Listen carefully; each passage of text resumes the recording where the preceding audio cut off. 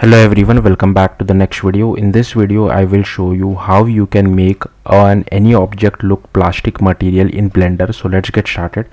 So first, here you can see I have this cube. All you need to do is select whatever object you want, go to the shading workspace, and here make sure the metallic is 0. So by default it is already 0 for me. Then just give it some color. So I will give it some red color, and then you just need to turn down the roughness as well. Don't make it 0, don't make it extremely 0, keep it like 0.0 something. So here you can see it is now looking like a